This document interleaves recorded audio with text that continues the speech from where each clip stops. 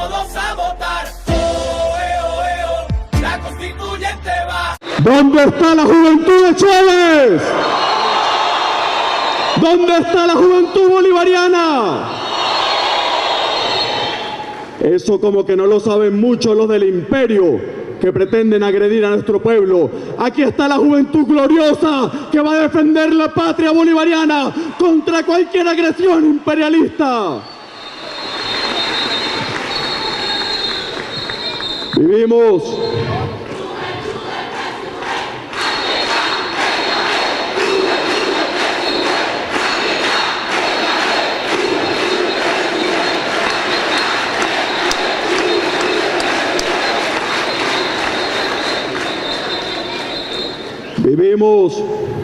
un tiempo glorioso.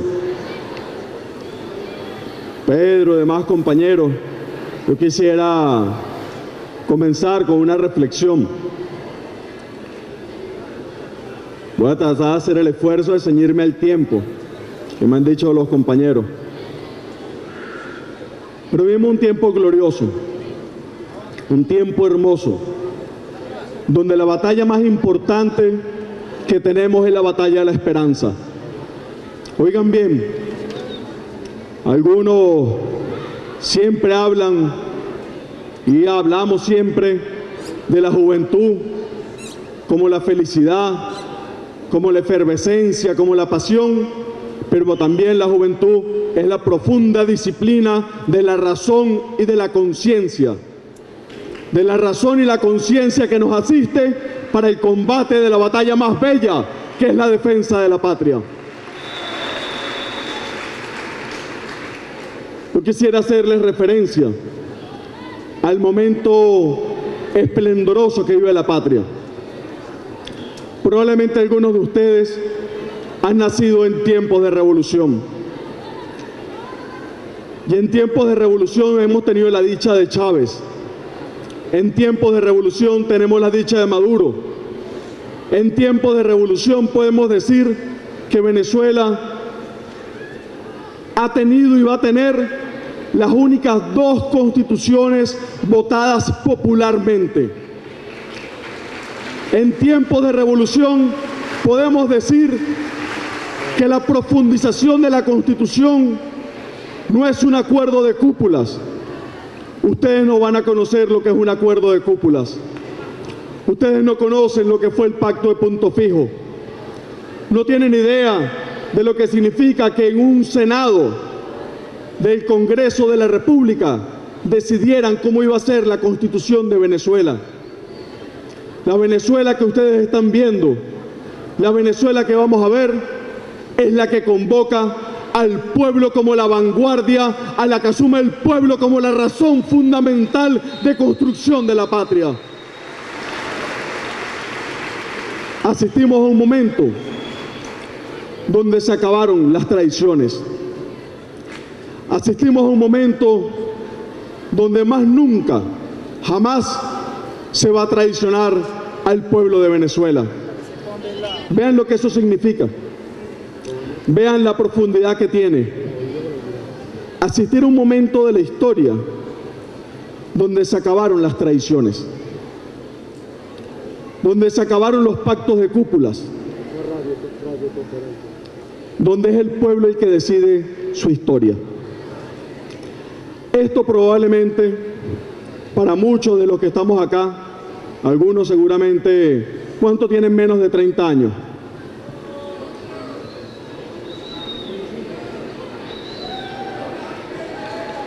¿Cuántos tienen entre 18 y 25 años? Déjenme contarles unas cosas. En los años 90 existió un proyecto de privatización de la educación universitaria que se llamó el PLES. Ese proyecto planteaba, entre otras cosas, que las policías podían estar dentro de las universidades. Planteaba que la educación podía ser privatizada. Hablamos de un país en 1990 que tenía, óigase bien, el 46% de la educación nacional era privada, un 54% de la educación era pública, donde la educación, los niños que iban a la escuela, estaban en cerca de la tasa entre 46 y 50%, la tasa de matrícula de los niños que iban a las escuelas. Y en la educación universitaria habían apenas 500.000 estudiantes. Oigan bien, esa era la Venezuela de hace 20 años. De hace 20 años. La Venezuela de hoy tiene en la matrícula pública el 80% del sistema universitario de Venezuela. Y de 500.000 estudiantes, 560.000 estudiantes al inicio de la década y cerca de 700.000 cuando empezó la revolución, hemos pasado a 2.800.000 estudiantes. En este momento, nosotros somos de los pocos países del mundo, oígase bien, del mundo, que puede decir que tiene 1/3 de su población estudiando. 10.500.000 estudiantes hay en Venezuela. ¿Saben qué es lo más bello de buena parte de estas cifras? Evidentemente que la hemos conquistado en la Revolución Bolivariana, pero una parte enorme es que en estos 4 años que nos han decretado la guerra más grande contra país alguno, que nos decretaron el decreto de guerra de Obama y ahora la amenaza imperial de Trump, nosotros tenemos como victorias, como trofeos de guerra, la inclusión de nuestro pueblo y la defensa y protección irreductible del pueblo de Venezuela. Nuestros trofeos de guerra son que en medio de la guerra económica alcanzamos la vivienda 1.700.000, cuando en Venezuela se hacían 30.000 viviendas al año. Que nosotros alcanzamos pasar de 3 millones de pensiones en plena guerra económica. ¿Saben ustedes cuántas pensiones habían iniciando la década del 90? En Venezuela habían 370.000 pensionados. Eso era el 19.6% de la población en edad de pensión con pensión. Hoy somos el 89.9% de la población con edad de pensión con pensión, y es en una conquista de la guerra económica. Esa es una lectura clara de nuestro pueblo. Eso es una lectura profunda de quiénes somos, porque algunos podrían pretender que en medio de una guerra, y era el concepto neoliberal de la década del 90, cada quien resolviera por su lado. ¿Cierto o no? Esa era la premisa fundamental de la década neoliberal. Cada quien corra, cada quien resuelva por su lado. ¿Por qué el bachaquerismo es tan grave? El bachaquerismo no es grave como fenómeno económico. El bachaquerismo es grave como condición de que cada quien resuelva por su lado y que explote a otro. Eso es lo más grave de la concepción del bachaquerismo. Es la concepción de los principios de guerra que pretenden afectar la moral de un pueblo revolucionario. Sin embargo, nosotros estamos hoy, 12 de agosto, viviendo un momento esplendoroso. Hace 3, 4 meses tenían cundido el país de violencia. Vino una fecha histórica, el 30 de julio. Dijimos, la constituyente traerá paz. Y el 30 de julio salió la mayoría del pueblo venezolano a reclamar la paz, la conciencia, el futuro de esta patria.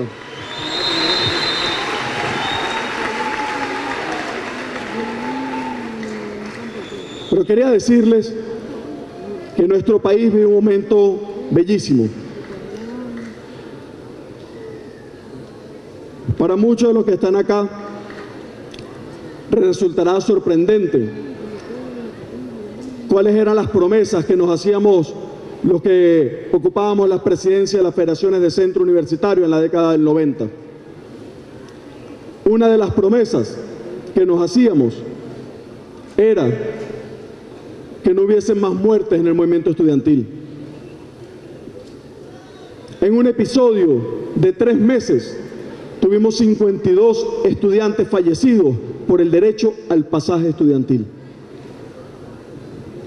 Las manifestaciones de calle se calculaban en tomar una puerta, la puerta de la universidad, la puerta Tamanaco, que eran 3 minutos para tomar una puerta y poder retirarse.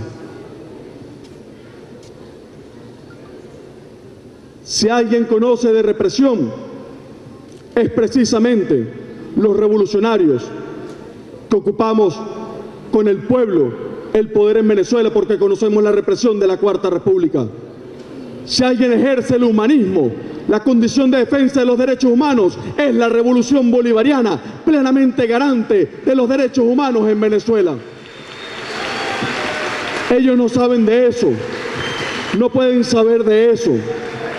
Hoy algunos de ellos tienen una suerte de clímax, de sentir que por fin el rey del circo habló y amenazó con invadir a Venezuela. Durante todos estos 4 años hemos tenido una agenda injerencista. Y es por eso que la juventud de hoy debe exigir a nuestra Asamblea Nacional Constituyente incluir en nuestra Constitución el principio de nación, descolonización y la concepción bolivariana y antiimperialista de la República Bolivariana de Venezuela. ¿Por qué eso es tan importante? Durante 4 años se ha desarrollado en Venezuela una agenda injerencista, una agenda que procura la intervención de Venezuela. Les pido que lo veamos con reflexión. Apenas ganó el presidente Maduro, apenas ganó, e inmediatamente se desató la violencia de calle. Salieron a quemar los CDI, salieron a quemar los ambulatorios, salieron a quemar todas las misiones que se habían disfrazado diciendo que iban a defenderlas. Se les cayó la careta y salieron a agredir precisamente las mayores misiones y defensas de nuestro pueblo. Ahí, en la UNEFA, en Táchira, quemaron las bibliotecas, quemaron los controles de estudio. Una de las mayores victorias de la revolución es que esas universidades, 14 universidades que quemaron en el año 2014, tuvieron sus promociones y se graduaron los estudiantes, pese a que habían quemado las universidades. Y esa agenda de violencia, esa agenda de violencia de calle, de infiltración paramilitar, lo que buscaba era decir que Venezuela era ingobernable y que como Venezuela era ingobernable, tenían que venir unos mágicos cascos azules a intervenir a Venezuela. Luego agarraron y generan la violencia de la guerra económica. Mágicamente toman una visión puntual de afectación de productos. No fallan productos que se producen con las mismas materias primas, pero sí fallan las toallas sanitarias, pero sí falla el papel toalé, sí fallan los pañales de niños y casualmente de niños recién nacidos.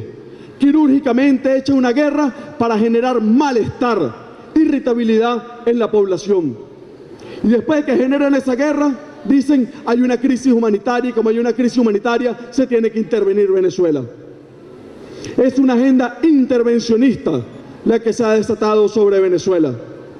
Y esa agenda intervencionista tiene ahora un clímax donde un señor dice que no descarta, después de que se han pronunciado más de 8 millones de venezolanos masivamente en las calles, viene a decir que no descarta una intervención militar en Venezuela, que conozca a la juventud bolivariana de pie, dispuesta a dar la batalla, dispuesta a dar la defensa de nuestro territorio, dispuesta a dar la defensa de la dignidad del pueblo de Bolívar.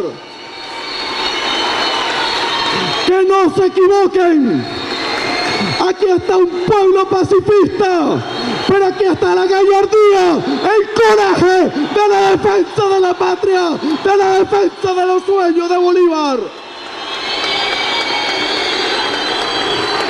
Aquí estamos los que vamos a dar la pelea por la dignidad, por la soberanía, por el futuro de Venezuela.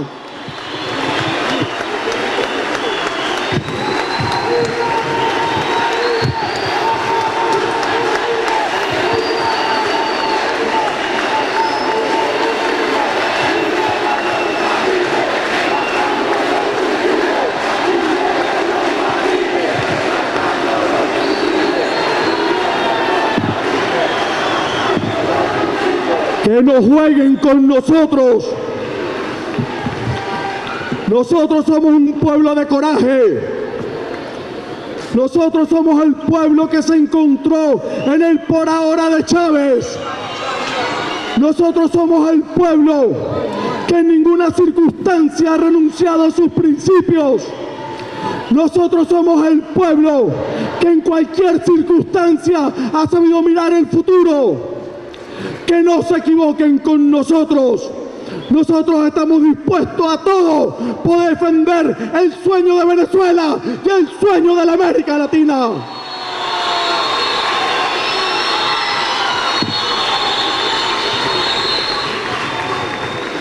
Pero esas amenazas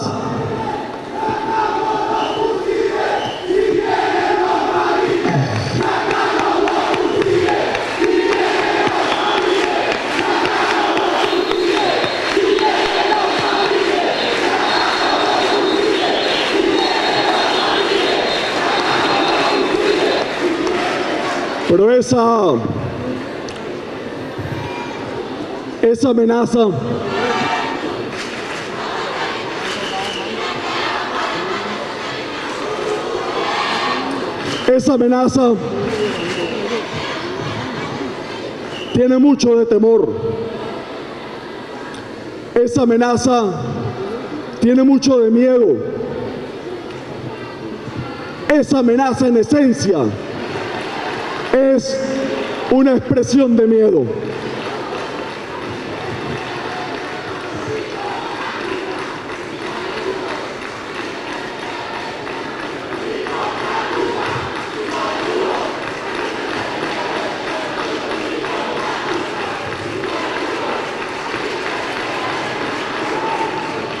Esa amenaza, compañeros y compañeras, tiene mucho de miedo. Oigan.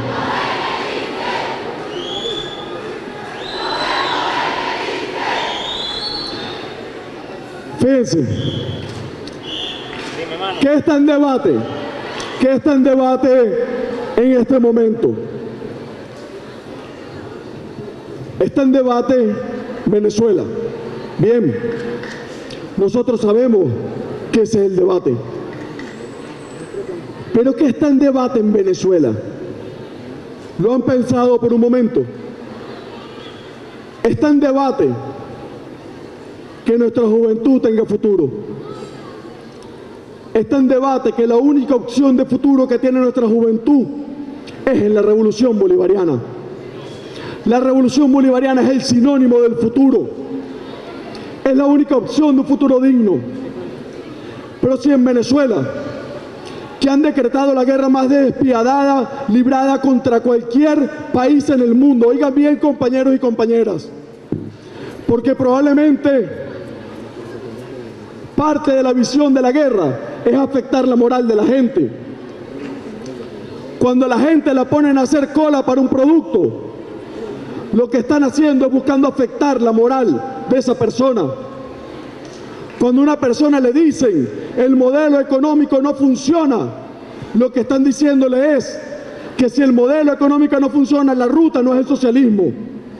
Y lo que buscan es afectar la moral de la gente. Pero ¿qué significaría si todo lo que probaron con Allende, si todo lo que probaron en el caso de Irán Contra y toda la visión de lo que fue la injerencia en Centroamérica, si todo lo que han probado con Cuba, si todo lo que han probado con los países en África, Nos han aplicado todo el ácido completo aquí en Venezuela y nos encuentra que hemos resistido y que hemos tenido victorias enormes. Saben ellos que en nosotros va la victoria del pueblo de Venezuela. Pero además está en debate una conquista que, claro, como nosotros hemos tenido a Bolívar y tuvimos el privilegio histórico del comandante Chávez, tenemos que también ver la épica que está construyendo el presidente Maduro. Hoy, parte de la épica es la paz. Eso es un trofeo histórico que no tiene precedente en las revoluciones del mundo. Y si nosotros decimos que el pueblo de Venezuela ha sido capaz de resistir, y además de resistir, lo ha hecho con paz, nosotros estamos librando una batalla más allá de nosotros. Nosotros hoy somos más allá que nosotros. Pese a las campañas internacionales, pese a los medios de comunicación, los pueblos del Cono Sur de Argentina, los pueblos en Brasil, los pueblos en Paraguay, los pueblos en Uruguay, los pueblos en Perú, nos miran y dicen: si el pueblo de Venezuela puede, nosotros podremos. Nosotros nos jugamos el futuro de la dignidad del mundo. En nosotros la dignidad de los pueblos del mundo. Por eso nos agreden. Por eso la amenaza. ¿Por qué la amenaza después de que se elige la Asamblea Constituyente? ¿Por qué no mostraron esos dientes antes de las elecciones? ¿Por qué la amenaza después de que mágicamente que se elige la Asamblea Constituyente se pacifica el este de Caracas? ¿Por qué mágicamente la amenaza? ¿Será que acaso los muy cobardes de la oligarquía de acá requieren refuerzos permanentemente? ¿Será que acaso algunos imploran que Venezuela la invadan? ¿Será que acaso ellos creen que la capital de Venezuela está en Miami y la capital financiera en Cúcuta? Por eso el principio bolivariano es el punto de encuentro de todos los venezolanos. Quienes quieren la patria somos todos y nos encontraremos unidos. Quien no quiera la patria, sencillamente que se ponga de lado. Tiene que ser unísono la posición de todos. Quienes hoy se inscriben a las candidaturas regionales tienen que decir qué opinan de las palabras de Trump. Quienes ejercen diputación en la Asamblea Nacional tienen que pronunciarse y tienen que decirle al pueblo si quieren o no quieren una intervención de Venezuela. Y lo más importante de eso es que más que importarnos que crean o no crean, es que se les caiga la careta. E independientemente de todo, nosotros estamos claros en algo. Con amenazas o sin amenazas, nosotros vamos embalados hacia el futuro. Nosotros vamos a reclamar el futuro de la patria.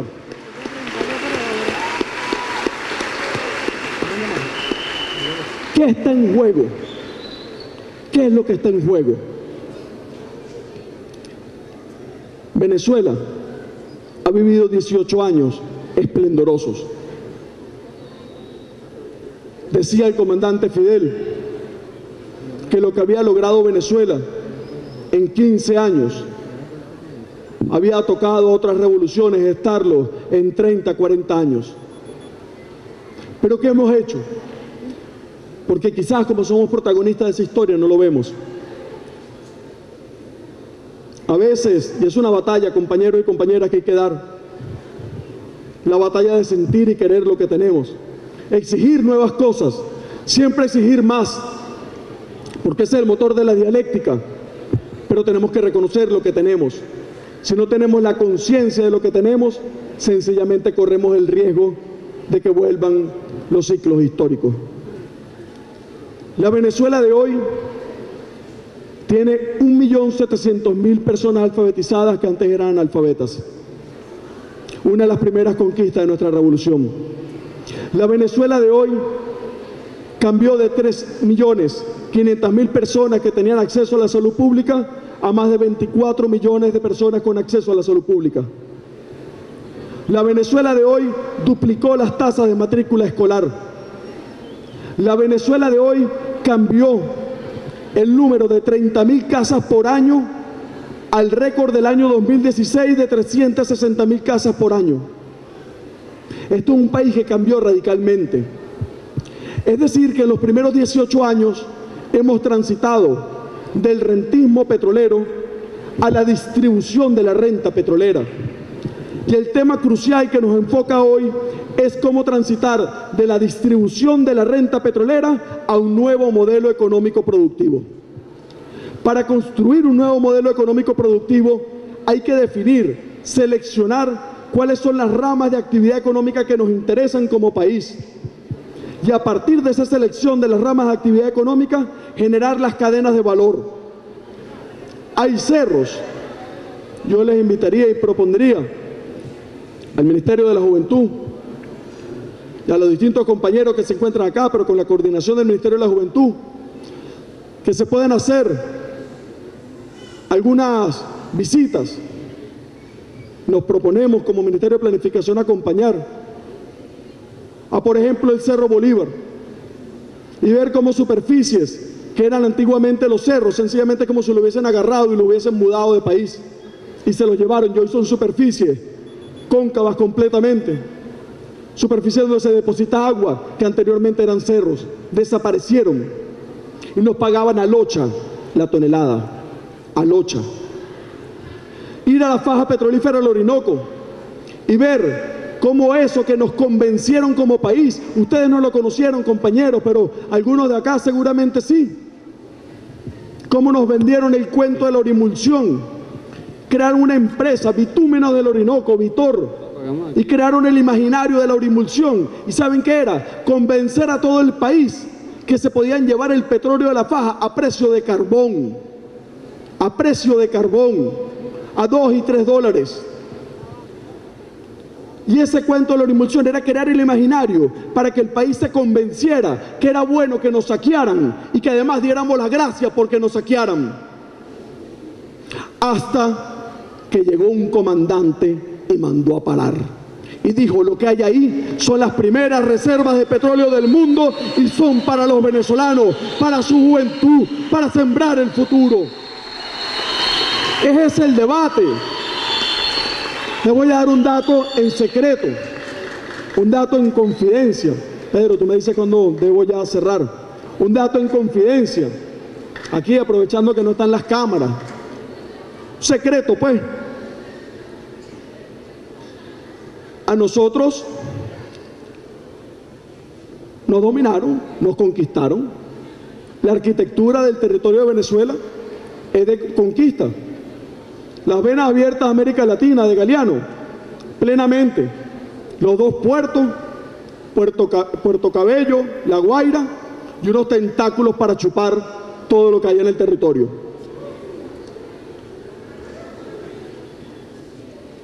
Y así configurado. Pero resulta que también otros, no voy a decir nombre, no es nadie, no es el presidente de ningún país que haya hecho un pronunciamiento bélico sobre Venezuela, no voy a decir nombre, diseñaron sus refinerías en función del petróleo que había en Venezuela.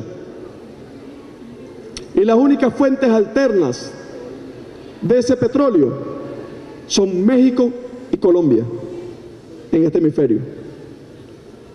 Y resulta que a uno le queda 5 años y al otro 6 años. Y resulta que aquí están las primeras reservas de petróleo del mundo. Un dato, pues, de las razones que algunos tienen para agredir al pueblo de Venezuela, que nos encuentran aquí con moral, con dignidad, con felicidad y alegría para defender los sueños de la patria. Entonces, una tarea tiene que ver con la diversificación del aparato económico. Yo quiero plantearle 3 componentes. 1, diversificación del aparato económico. Cada uno de ustedes, ¿en qué va a trabajar? ¿Qué va a hacer? ¿Cómo van a ser las cadenas de valor? El nuevo esquema del INSES, el nuevo esquema de Fundayacucho, la especialización, pero tenemos que alinearlo. No podemos seguir repitiendo el modelo del pasado. Yo les pido un momento una reflexión sobre esto. No podemos seguir repitiendo el modelo del pasado. No pueden ser las carreras o la formación académica que da caché, que viene de la herencia de la Cuarta República. ¿Logro explicarme? ¿Logro explicarme? Nosotros, nuestra tarea no simplemente es masificar la educación, ya eso lo hemos hecho. Ahora, adicional a masificar la educación, tenemos que direccionar y aumentar la calidad de la educación. Direccionar y calidad. Permítanme mostrarles algo, para que vean algo. Miren, primer punto, un nivel de base distinto, ¿cierto o no? Un nivel de base distinto. Un nivel de base distinto. El nivel de base tiene que ver con los primeros 18 años de la revolución. Quiero insistir, primeros 18 años de la revolución, el inicio, donde apenas inicia el futuro. Los primeros 18 años nos cambian el nivel de base. Nuestra población económicamente activa tenía antes de técnicos universitarios y universitarios 990.000 personas. Hoy son 4 millones de personas que son técnicos universitarios y universitarios. Es un nivel de base distinto. En el pasado, oigan esto, la dictadura que impide el acceso a internet, tal, todo eso, ¿no? Ok. Cuando la revolución empezó, habían 718.000 hogares con computadora. Estamos cerrando el ciclo de 5.300.000 canaimas y más de 1 millón de computadoras ensambladas en la fábrica BIT. Suma más de 6.300.000 de cerca de 7.800.000 hogares que hay. Vean los órdenes de magnitud. Primer tema, tenemos otro nivel de partida, ¿de acuerdo? No somos el país de antes. Segundo tema, especializarnos. Para podernos especializar tenemos que tener soberanía. No puede venir nadie a decir, oye chico, dame tu hierro, que yo me lo llevo y te lo devuelvo después como la puerta de un carro y tu industria es atornillar la puerta del carro. No, la industria es agarrar el hierro, laminarlo en frío, laminarlo en caliente, transformarlo y llevarlo a la puerta del carro. Esa es la industria, no atornillar. Porque el atornillar es parte de la crisis del capitalismo que hizo factores de deslocalización de las cadenas productivas y llegó, fragmentó sus cadenas productivas y puso un pedacito en Venezuela, un pedacito en Colombia, tal, y ellos se enriquecían igual porque la materia prima se la compramos a ellos. Los famosos SKD. ¿Por qué nosotros gastamos a veces más de 3.000 millones de dólares en la compra de insumos para hacer vehículos? Porque se le compran a ellos y es el negocio perfecto. Entonces, para eso hay que tener soberanía, que viene de los primeros años de la revolución. La firmeza de la soberanía es lo que tenemos en debate hoy. Nivel de base de nuestra población, lo que hemos construido. Diversificación del aparato económico productivo. ¿En qué nos vamos a especializar? Y ahora miren esta otra belleza que tenemos. Vamos a ver la primera lámina, Avendaño. Venezuela está viviendo un momento inédito desde el punto de vista de su desarrollo. Lo que ven arriba son las pirámides de edades. Cada raya que ven abajo son grupos de edades. Mientras más bajos son de 5 a 10 años, de 10 a 15, tal, y lo que está más arriba son las personas más adultas, ¿de acuerdo? En 1950 es la pirámide muy amplia, mucha natalidad, una familia de hasta 8 personas por familia, ¿de acuerdo? Familias de 7 niños, 6 niños, etc. A medida que va pasando el tiempo, esa pirámide se va transformando y van ocurriendo procesos, muchos de ellos producto de la revolución bolivariana, donde tenemos mayor gente de más edad. ¿Por qué? Porque cambia el sistema de salud. Hoy nuestro promedio ya pasa de los 75, 76, 77 años. Arrancamos en cerca de 68, 69 años. Es decir, que la persona que nace hoy tiene como consecuencia de la revolución, oigan, 5 años más de vida. Vean un logro de la revolución. Ustedes tienen 5 años más de vida otorgados por una revolución que lo que había en el pasado. Eso son transformaciones de fondo. Segundo elemento que vienen, la mayor parte de la población va a pasar a estar en etapa productiva. Es decir, que aquel imaginario que teníamos, que la mayoría éramos niños, jóvenes, algunos que mueven la edad de la juventud dependiendo vayan cumpliendo años, ¿saben eso, no? Esa es la nueva invención, adulto contemporáneo, ¿no? Entonces van moviendo. La juventud creo que ya ha movido más de 30 a 34, es que movieron. A medida que van cumpliendo años algunos compañeros, van moviendo la edad de la juventud. Pero inexorablemente se va cambiando la proporción de las personas que tienen menos de 18 años. Quería mostrarles, regreso un momento a la lámina, y les quiero mostrar una cosa, para que ustedes vean, los que les encanta hablar de guerra, que no se puede. Vean la pirámide de Francia. Ven que tienen como un diente en el medio. Aquí la pirámide de Francia, la primera, esta de acá. Ven que tienen como un diente ahí, como un hueco, no la muevan, como un hueco ahí en el medio. ¿Saben qué es eso? Consecuencia de la Segunda Guerra Mundial. Gente que murió. Cuando hay un tajo así que se sale en una pirámide de edades, es gente que falleció. Para los que les gusta hablar tan irresponsablemente de la guerra y que nunca ponen su pecho, sino que mandan a los otros de carne y cañón. A esos cobardes que mandan a los niños en Plaza Altamira, pero que nunca ponen su frente, ni nunca se ponen ellos. Eso es lo que ocurre, fíjense cómo se ve en la tristeza de un país. Y posteriormente eso se va quedando. A veces un diente completo, que son hombres que fueron a la guerra. A veces un diente completo, que son enfermedades que sucumbió una población. Como ven en la parte de arriba, que es lo que quería mostrarles, 2020, 2025, ahora la lámina siguiente, van a ver que la pirámide empieza a recortarse abajo y a ser más gruesa en el medio. Eso que está siendo más gruesa en el medio, la pirámide, la ven que se va desplazando, esos son ustedes. Los que hace 18 años estaban naciendo y que a medida que se va moviendo la pirámide de edades, pasan a edad productiva.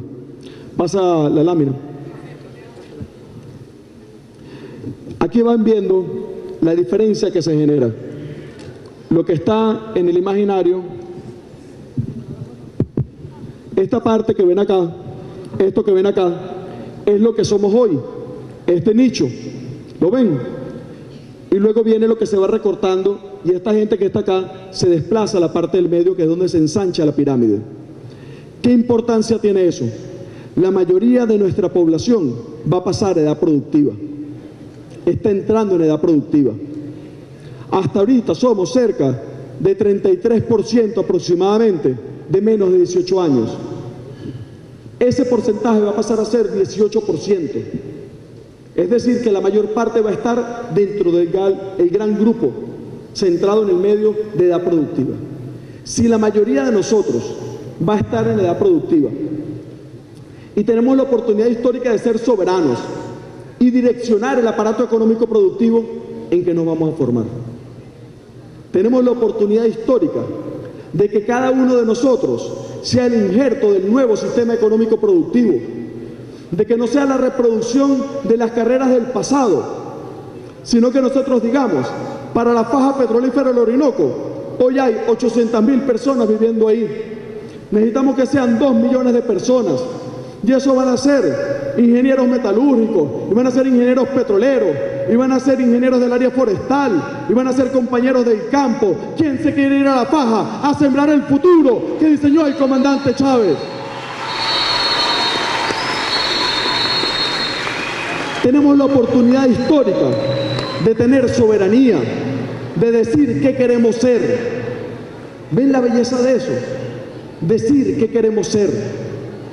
Ya no es que alguien consiguió petróleo, como ocurrió en los 50, y entonces la costa oriental del lago pasó de 2.000 personas a 12.000 personas en 10 años. ¿Qué pasó a vivir esa gente? De fritangas al lado de los establecimientos petroleros. Ese no es nuestro modelo de desarrollo. Nuestro modelo de desarrollo es distinto. Por eso las cadenas productivas, la generación de valor. Pásala a la misma momento.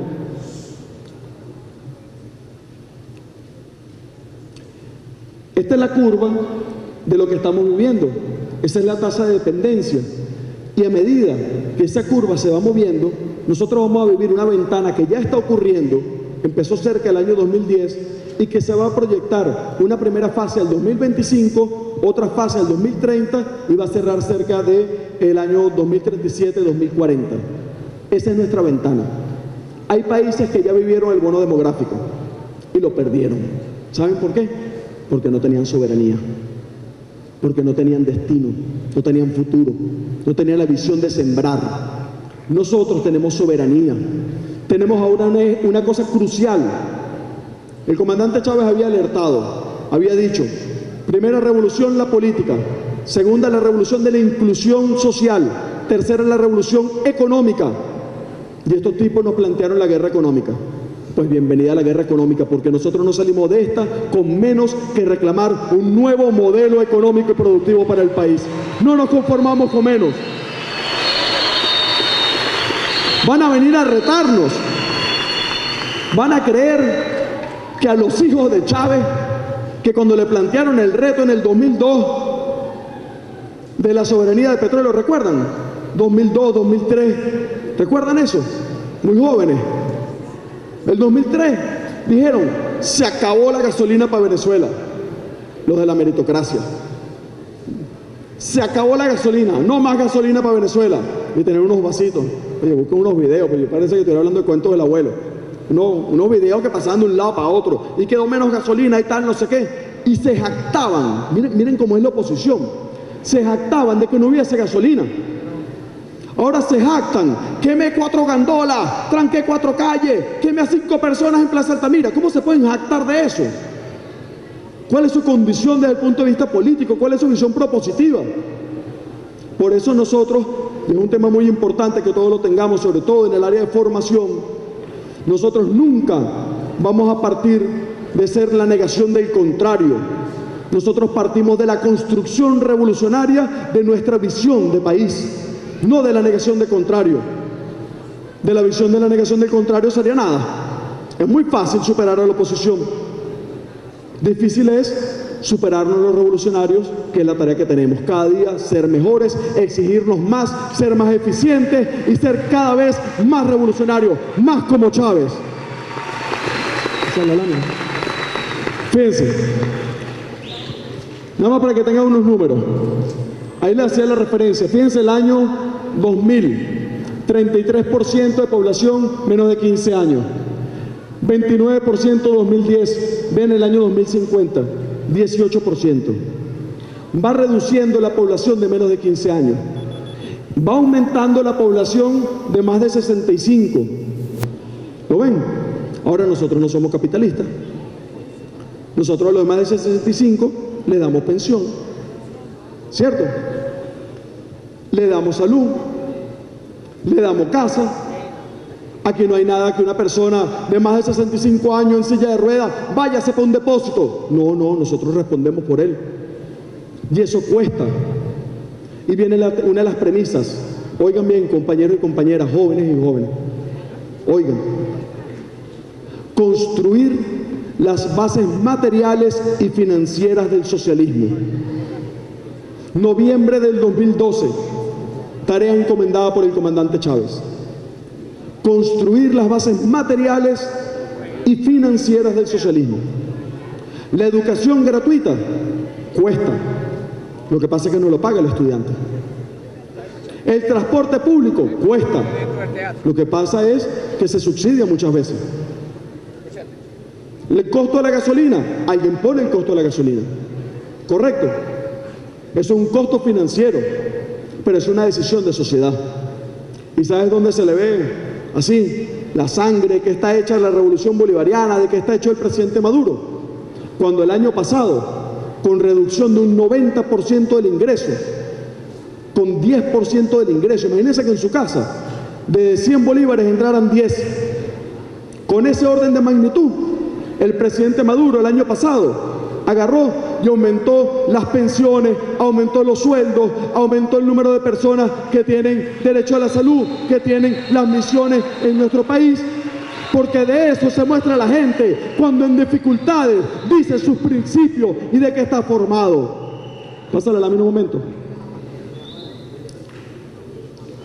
Aquí viene un reto.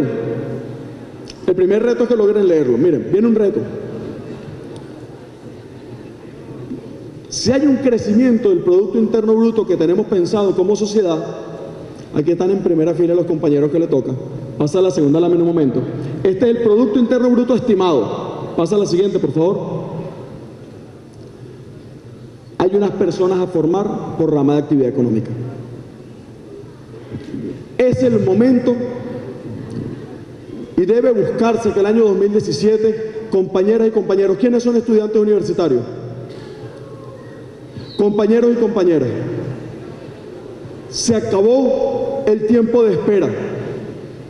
Tiene que ser este año, el año que viene, la inflexión del sistema universitario en nuestro país y que se ponga en función de la agenda económica bolivariana y del desarrollo de nuestro país.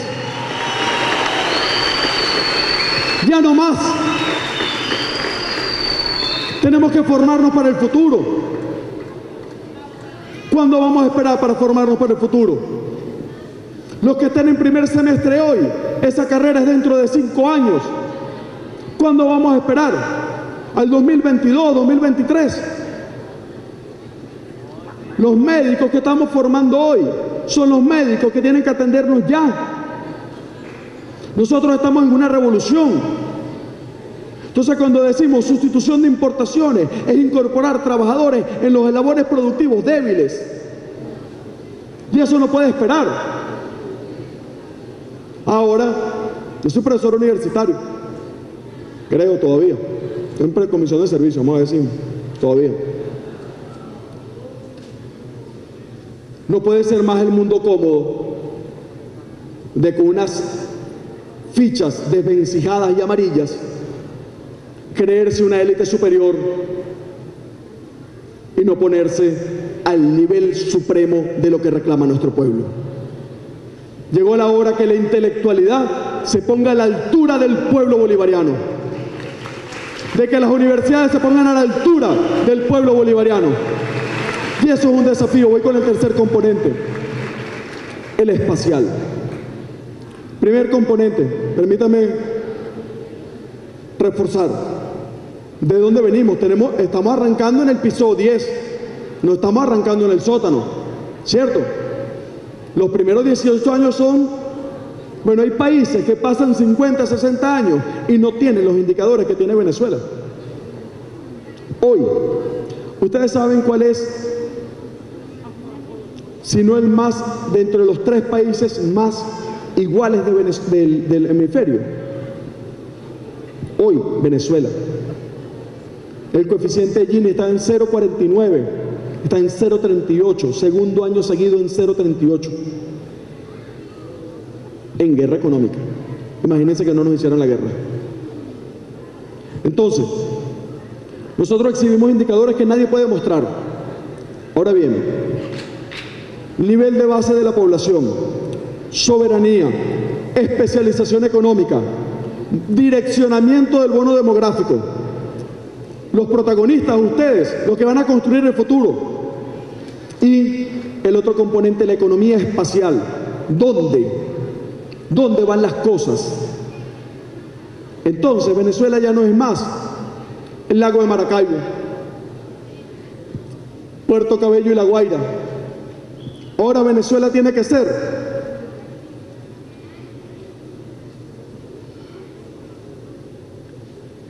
Calabozo y la subregión de cereales.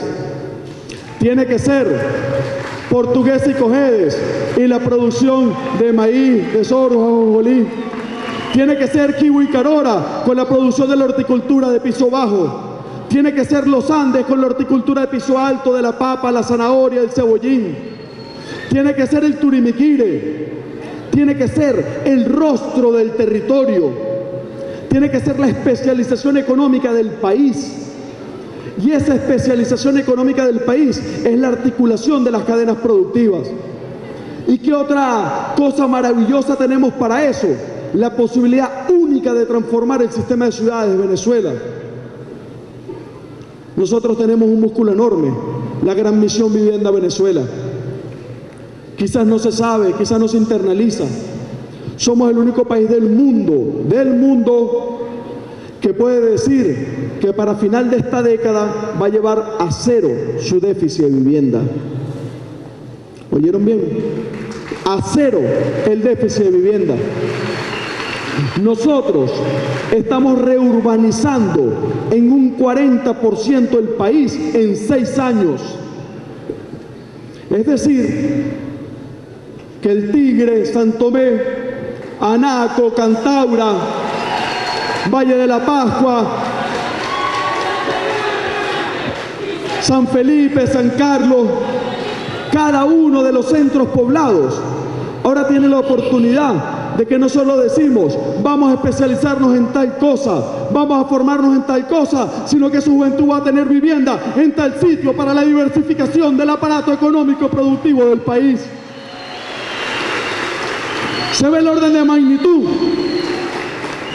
Nosotros lo que estamos discutiendo, señor Trump, lo que estamos discutiendo es cómo es el futuro. Déjenos de su guerra, aléjenos de su guerra. Nosotros queremos paz, futuro. Aquí estamos discutiendo el futuro de la patria digna y soberana.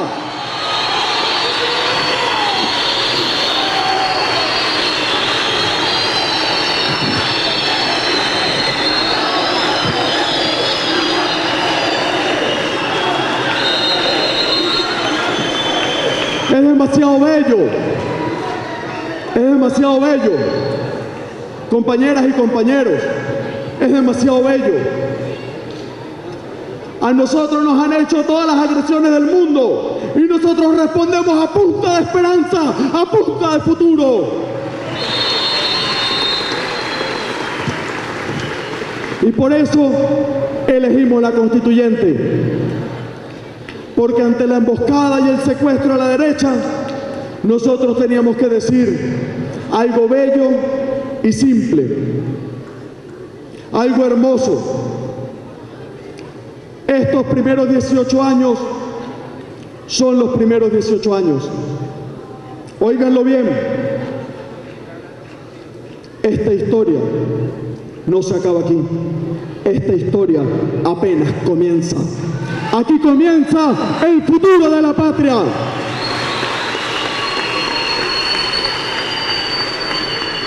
Por un segundo, oigan un segundo, oigan,